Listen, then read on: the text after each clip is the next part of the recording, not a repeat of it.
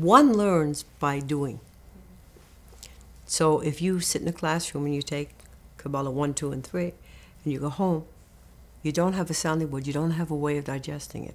But if you sit and mentor in a class, now you have people that are in Kabbalah 1 and you're past 6 months or 8 months in the center, and you connect with them, you start teaching them what you learned, now it becomes easier for you.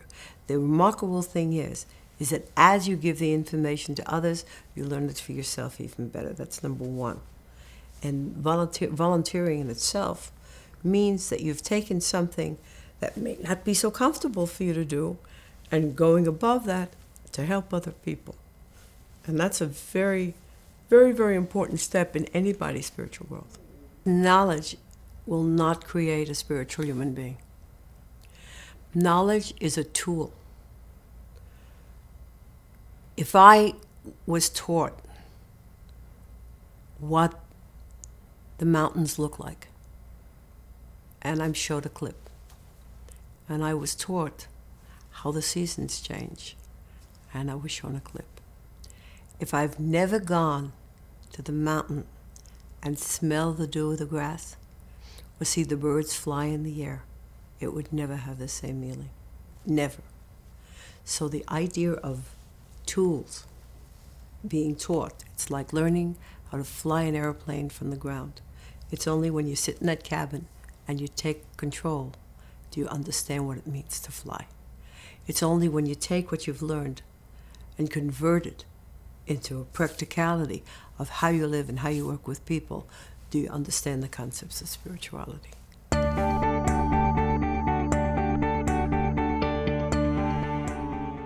First of all, the goal of volunteering is for your own personal growth.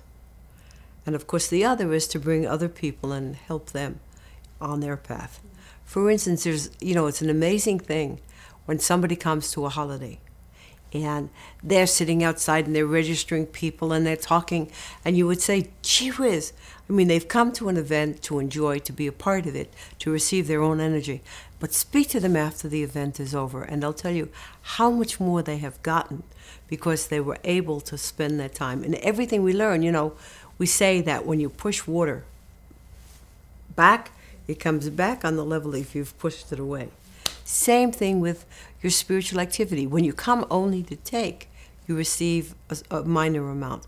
When you've come to take, but also to give back at the same time, then you have a vessel that's enormously bigger, higher. And that's what happens when you volunteer.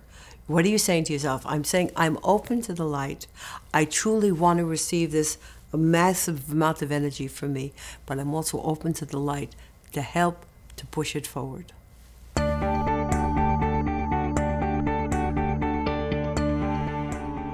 You receive a lot more from what you're doing.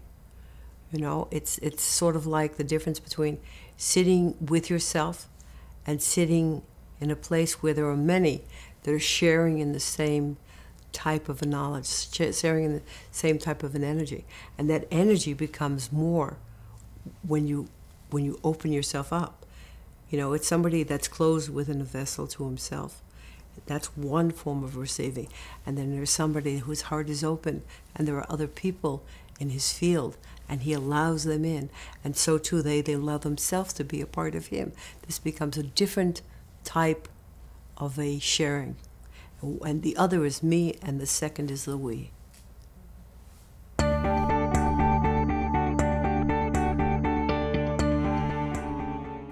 To see the other person, to try to help them, to try to empathize with them, to understand that most people that come for the first time might be a little shocked to see so many people in a room together, to try to give them warmth, and basically to go without an agenda. Because when you go without an agenda, you're like an open page, and the light can fill in the blanks.